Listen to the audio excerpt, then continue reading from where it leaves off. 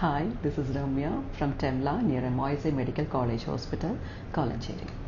So today what we are going to deal is OET grammar. OET grammar മൊത്തത്തിലല്ല, OET ഗ്രാമറിൻ്റെ verb tensesനെ കുറിച്ചിട്ടാണ് ഇന്ന് നമ്മൾ deal ചെയ്യാൻ പോകുന്നത്.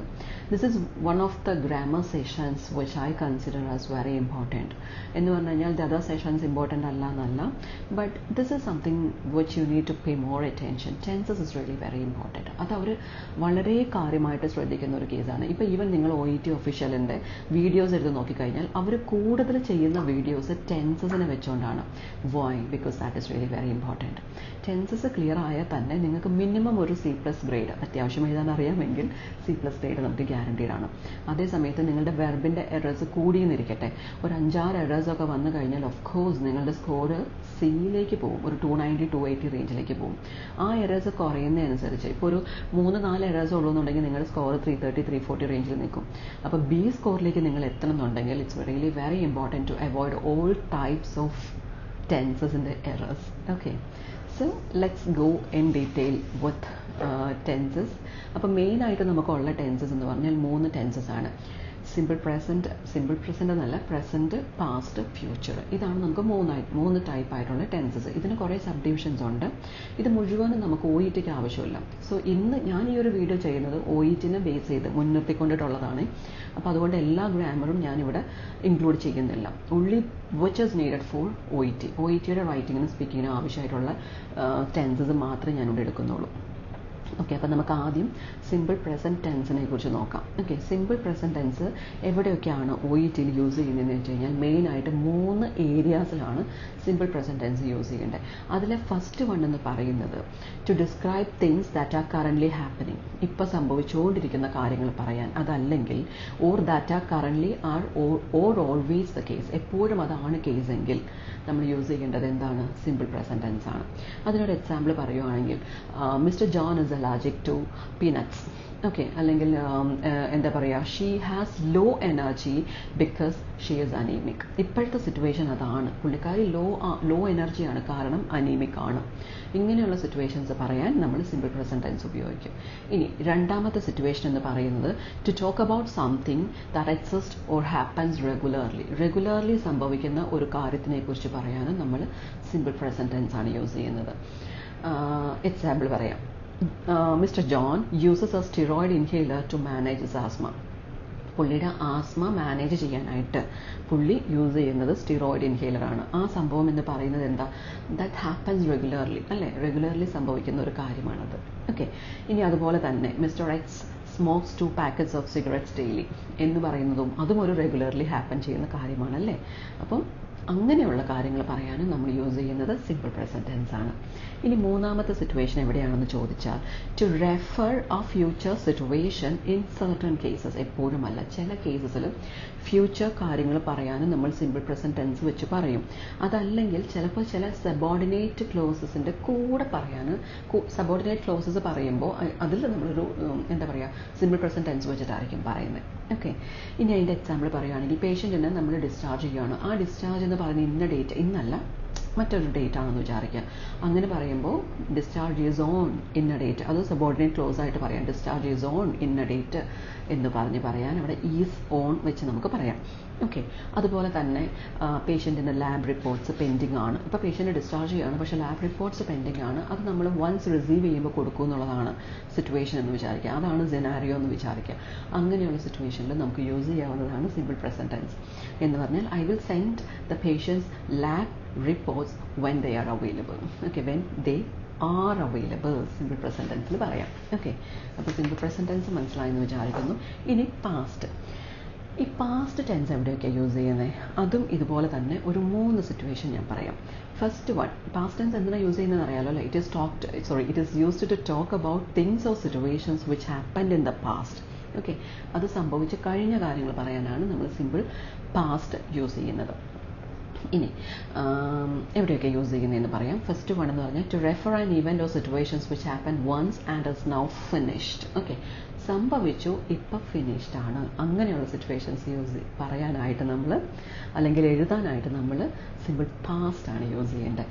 Example പറഞ്ഞാൽ we transfer the patient to our rehabilitation ward for ongoing care. നമ്മൾ transfer ചെയ്ത് കഴിഞ്ഞു, okay, നമ്മുടെ കെയറിലേക്ക് ട്രാൻസ്ഫർ ചെയ്ത് കഴിഞ്ഞു.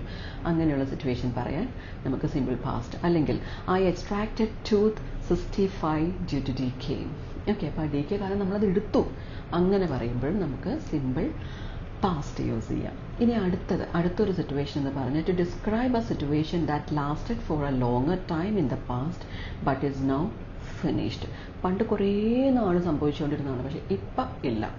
അങ്ങനെയുള്ള സിറ്റുവേഷൻസിന് നമ്മൾ സിമ്പിൾ പാസ്റ്റ് ആണ് യൂസ് ചെയ്യുന്നത്. ഇപ്പോൾ എക്സാമ്പിൾ പറയുകയാണെങ്കിൽ mister John suffered from back pain in 2015. ആ 2015 പുള്ളിക്ക് ബാക്ക് പെയിൻ ഉണ്ടായിരുന്നു. ഇനി അതല്ലെങ്കിൽ he stayed in the intensive care unit for 6 days. 6 ദിവസം പുള്ളി ഇൻറ്റൻസീവ് കെയർ യൂണിറ്റിലായിരുന്നു, ഇപ്പം അല്ല. ഓക്കെ, അങ്ങനെയുള്ള സിറ്റുവേഷൻ നമ്മൾ പാസ്റ്റ് വെച്ച് പറഞ്ഞു. ഇനി മൂന്നാമത്തെ സിറ്റുവേഷൻ എവിടെയാണെന്ന് ചോദിച്ചാൽ to talk about an event that happen regularly or repeatedly but now it's over. Okay, ആദ്യം പറഞ്ഞ സെയിം സിറ്റുവേഷൻ അല്ല കേട്ടോ. ആദ്യം ഞാൻ സിമ്പിൾ പ്രസന്റ് ടെൻസ് ഉപയോഗിക്കണമെന്ന് പറഞ്ഞത് ഈ ഒരു സിറ്റുവേഷൻ അല്ല, അത് വേറെയാണ് കേട്ടോ. ഇവിടെ എന്ന് പറഞ്ഞു കഴിഞ്ഞാൽ to talk about an event that happen regularly. അത് റെഗുലർലി ഹാപ്പൻ ചെയ്തുകൊണ്ടിരുന്നതാണ്, അല്ലെങ്കിൽ റിപ്പീറ്റഡ്ലി ഹാപ്പൻ ചെയ്തുകൊണ്ടിരുന്നതാണ്, പക്ഷെ നൗ ഇറ്റ്സ് ഓവർ. അങ്ങനെയുള്ള സിറ്റുവേഷൻസ് വരുമ്പോൾ നമ്മൾ യൂസ് ചെയ്യുന്നതും സിമ്പിൾ പാസ്റ്റ് ആണ്.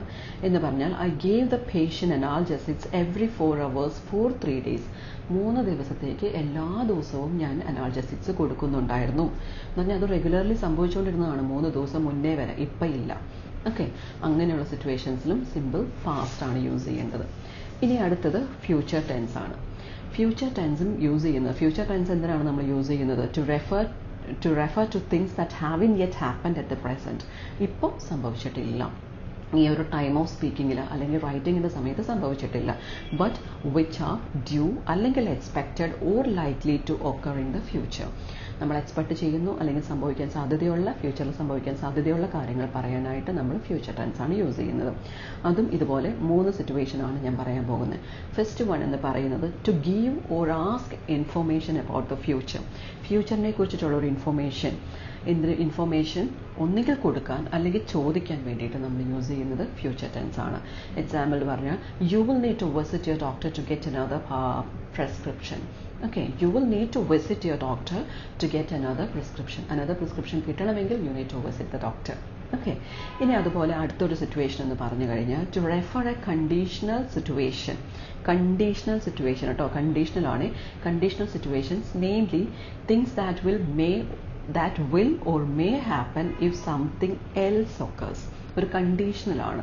അങ്ങനെ സംഭവിച്ചാൽ ഇങ്ങനെ സംഭവിക്കാം. അങ്ങനെയുള്ള സിറ്റുവേഷൻസ് പറയാൻ വേണ്ടിയിട്ടും നമ്മൾ ഫ്യൂച്ചർ ടെൻസ് ആണ് യൂസ് ചെയ്യുന്നത്. എക്സാമ്പിൾ പറയാം. If you continue with the exercise programme you will soon see some benefits. Okay, അപ്പോൾ ഈഫ് എന്ന് പറയുന്ന കണ്ടീഷൻ ക്ലോസ് പറയുകയാണ്.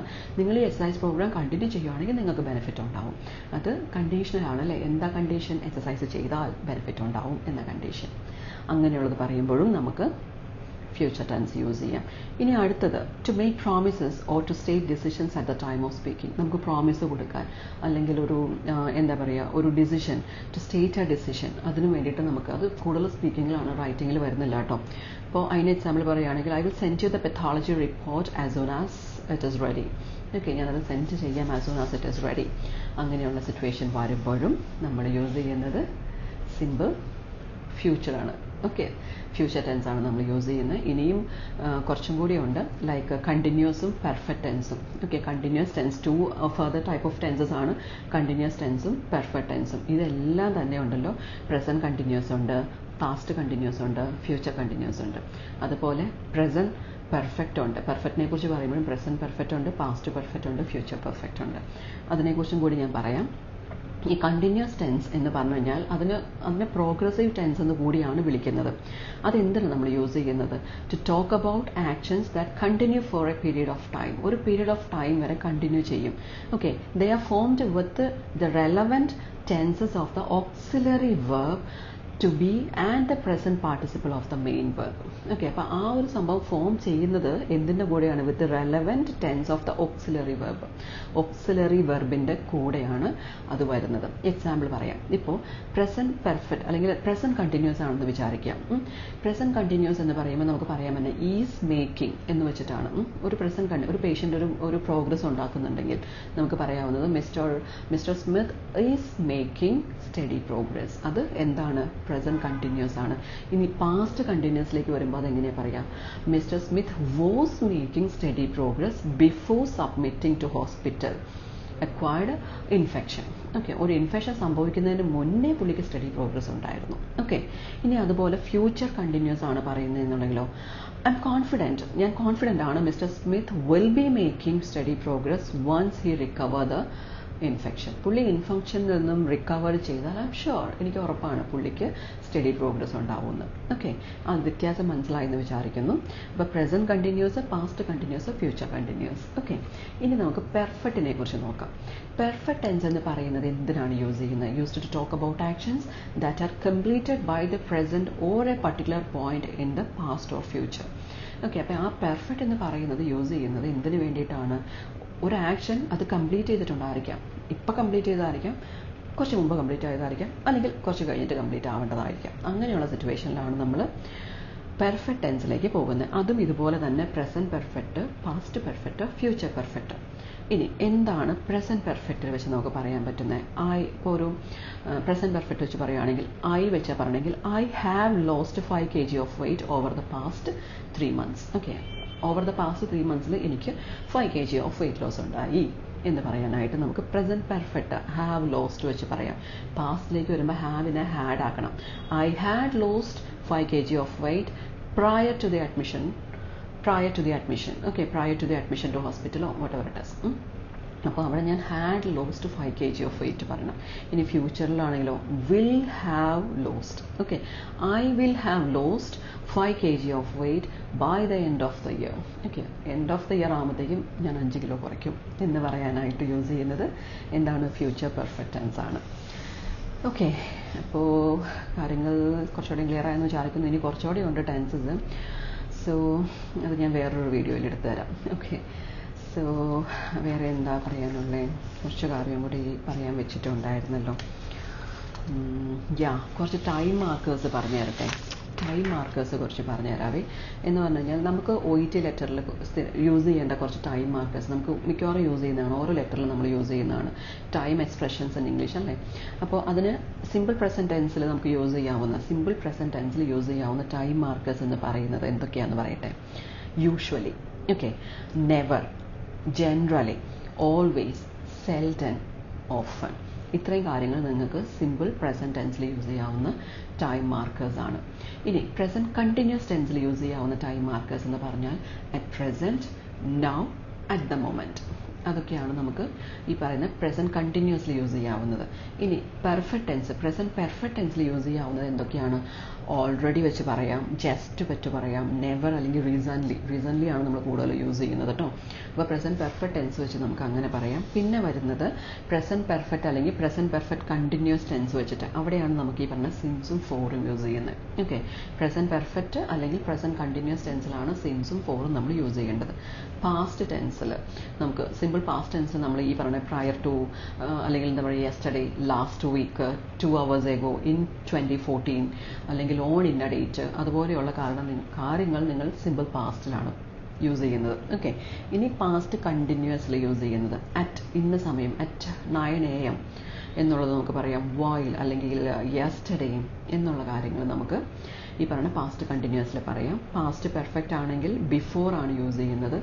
ആഫ്റ്ററും ബിഫോറും നമുക്ക് യൂസ് ചെയ്യാം, പക്ഷേ രണ്ട് യൂസ് ചെയ്യാം, കുഴപ്പമില്ല. പിന്നെ ഫ്യൂച്ചറാണ്. ഫ്യൂച്ചർ സിമ്പിൾ ടുമോറോ നമുക്ക് പറയാം, നെക്സ്റ്റ് വീക്ക് അല്ലെങ്കിൽ നെക്സ്റ്റ് ഇയർ അല്ലെങ്കിൽ നെക്സ്റ്റ് അപ്പോയിൻമെൻറ്റ് പോലെയുള്ള കാര്യങ്ങൾ നിങ്ങൾക്ക് പാസ്റ്റ് പെർഫെക്റ്റിലും നമുക്ക് ഫ്യൂച്ചർ സിമ്പിളിലും നമുക്ക് പറയാം. Okay, future simple tomorrow, next week അല്ലെങ്കിൽ നെക്സ്റ്റ് ഇയർ അതുപോലെയുള്ള ടൈം മാർക്കേഴ്സ് യൂസ് ചെയ്യാം.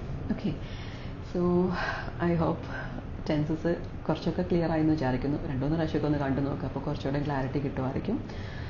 സോ വേറെ എന്താ പറയാനുള്ളത്? ഞങ്ങളിപ്പോൾ ഒരു റീഡിങ്ങിൻ്റെ ഓൺലൈൻ സെഷൻ ലൈവായിട്ട് FBയിൽ പോകുന്നുണ്ട്. അപ്പോൾ താല്പര്യമുള്ളവർ കയറി കാണുക. ഓരോ പാർട്ടായിട്ട് ചെയ്യാമെന്നാണ് വിചാരിക്കുന്നത്. A പാർട്ട് ഒരു ദിവസമാണെങ്കിൽ B part next day, C part next day, അങ്ങനെയാണ് ചെയ്യാൻ ഉദ്ദേശിക്കുന്നത്. വെർത്തായിട്ട് തോന്നുന്നുണ്ടെങ്കിൽ ഷെയർ ചെയ്യാം ഫ്രണ്ട്സിൻ്റെ അടുത്ത്. പിന്നെ അഭിപ്രായങ്ങളും of course you can just share it with me. എന്തെങ്കിലും ഇമ്പ്രൂവ്മെൻറ്റ് വരുത്തേണ്ടതായിട്ടുണ്ടെങ്കിൽ ഡെഫിനറ്റ്ലി യു ക്യാൻ ഷെയർ. എന്നെ പറ്റുന്ന രീതിയിൽ ഞാൻ ഹെൽപ്പ് ചെയ്യാം. പിന്നെ ഓഫ്ലൈൻ ക്ലാസ്സസും ഓൺലൈൻ ക്ലാസ്സസും ഉണ്ട്. നിങ്ങളുടെ കൺവീനിയൻറ്റ് ടൈമിൽ തന്നെയായിരിക്കും ക്ലാസ് തരുന്നത്. 12 hour ഷിഫ്റ്റ് ആണെങ്കിൽ പോലും will make sure that you will get the class. പിന്നെ ഒരു 1 month ക്ലാസ് ജോയിൻ ചെയ്ത് കഴിഞ്ഞാൽ ഇന്ന ഡേറ്റ് തുടങ്ങി അന്ന ഡേറ്റ് തീർന്നു അങ്ങനെയൊന്നും ഇല്ല. ഓക്കെ, നിങ്ങൾക്കിടെ കുറേയൊക്കെ അഡ്ജസ്റ്റ് ചെയ്ത് തരും എന്ന് പറഞ്ഞുകൊണ്ട് ഇപ്പോൾ ഒരു 1 month കോഴ്സ് ജോയിൻ ചെയ്ത് കഴിഞ്ഞാൽ 3 മാസം വരെ എക്സ്റ്റെൻഡ് ചെയ്യണമെന്നല്ല അതിൻ്റെ അർത്ഥം. കാരണം അങ്ങനെ എക്സ്റ്റെൻഡ് ചെയ്ത് കഴിഞ്ഞാലുള്ള പ്രോബ്ലം നിങ്ങൾക്ക് തന്നെയാണ്. കാരണം ഇപ്പം ഫോർ എക്സാമ്പിൾ ഞാൻ പറയാം, നിങ്ങൾ 2 ദിവസം റീഡിങ് ചെയ്തു, 3-4 ദിവസം ചെയ്യാണ്ടിരുന്നു കഴിഞ്ഞാൽ പിന്നെ ചെയ്യുമ്പോൾ നിങ്ങൾക്ക് ബേസ് തൊട്ട് വീണ്ടും സ്റ്റാർട്ട് ചെയ്യണം. കാരണം ഞാനിത് പറഞ്ഞത് തന്നെ പിന്നെയും പറയാറുണ്ട് പലപ്പോഴും. അതുകൊണ്ടാണ് അങ്ങനെ പറഞ്ഞേട്ടോ. So yeah, if you are interested to join in our institution, you're always welcome. Thank you.